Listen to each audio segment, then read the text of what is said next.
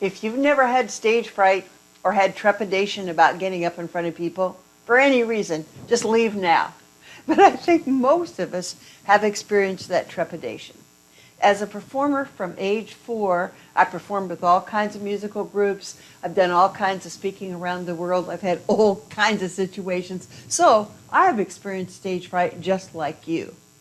Now, here's the second best method I know. And by the way, in my instructor development workshop, or Train the Trainer, the online version, we investigate the 6 best methods to dispel stage fright. Not all of it, because you want the excitement. You just don't want the brain to become white noise. So here's the second best method. Don't memorize a lot of words. Why? You're going to forget them when you get nervous.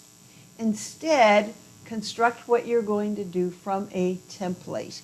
An instructor development workshop and Train the Trainer. And my newest course, How to Create a Course with Substance, Sizzle, and Sell, I use those templates to guide you to create your course.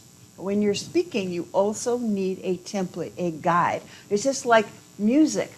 I couldn't play any music unless I knew the music, or I knew the chord progression so I could improvise. We all go from structure. So one of the structures that we use in my Train the Trainer courses is called the persuasive presentation.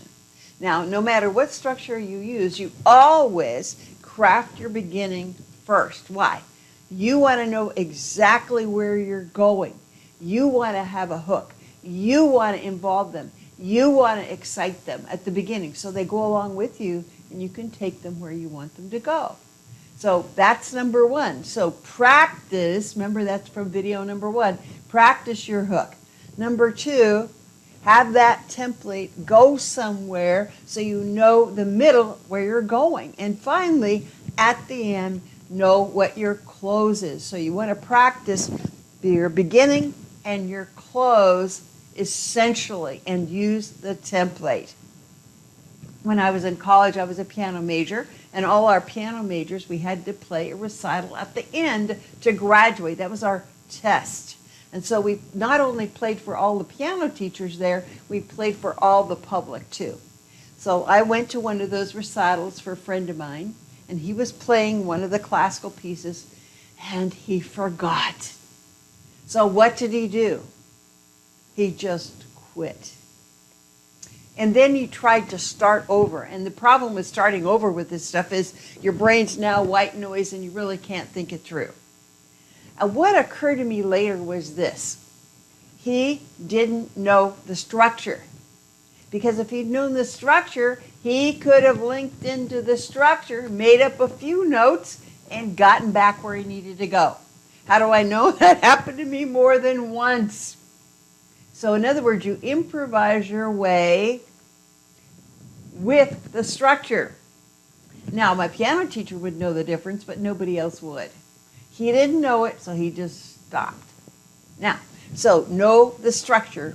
Practice your beginning with a hook. Know where you're going in the middle. And at the end, know how you're going to close. And practice it at least 6 times. Now, armed with those things, I guarantee that your stage fright will go way down and your excitement about working with people and how you're going to help them will go way up.